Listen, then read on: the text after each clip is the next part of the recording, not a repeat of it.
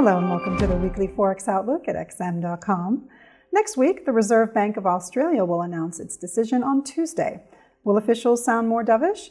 Over in Japan, the BoJ Summary will be watched by yen traders, and in the US, dollar traders will turn to non-manufacturing data for clues on how the US economy is doing.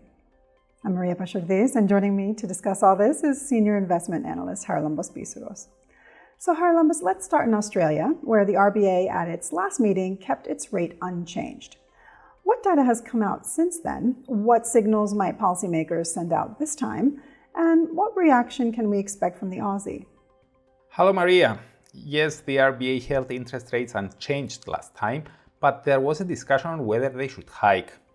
And after that meeting, the monthly CPI rate for May rose to 4%, intensifying expectations of another quarter point hike by the end of the year. However, the inflation data for the second quarter as a whole revealed that underlying inflation metrics slowed, which combined with the increasing worries about the performance of the Chinese economy prompted investors to erase their hike bets. They are currently seeing a 70% chance for a 25 basis points cut by December. Having said all that though, the RBA could soften its language, but it is unlikely to make a 118-degree spin and start signaling a rate cut. I believe that they may want to wait for more evidence that inflation is back on a downward trajectory.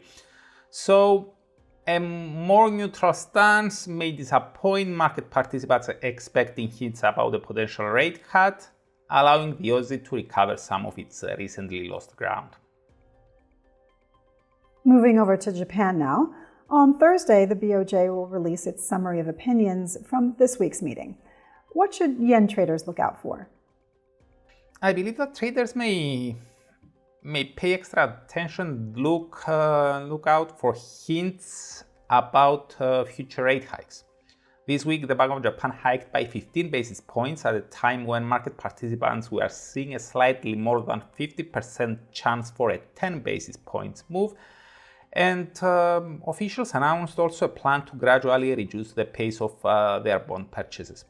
So, more hawkish language in the summary of opinions, clearly communicating more rate hikes may allow the yen to extend its latest rally that was probably initiated by a risk-off environment and the unwinding of profitable carry trades. Turning to the US, the Fed was the only central bank that kept rates steady this week. What are we expecting from the upcoming meeting in September? And how might the ISM non-manufacturing PMI data for July impact the dollar? I think we should be expecting a rate cut in September. It is not only the market that they believe that this may be the case, but Fed Chair Powell himself said that the door is open for a September rate cut. Now, although a September rate cut was already fully priced in ahead of the decision, investors are now considering the case of three quarter point reductions by December as a done deal. Now, on Monday, the ISM non-manufacturing PMI for July may provide a first glimpse of how the economy entered the third quarter, but I think that the prices charged sub-index may attract some special attentions as signs of some stickiness in inflation could make investors think that 3 rate cuts are too many for this year. And this could thereby allow a relief bounce in the US dollar.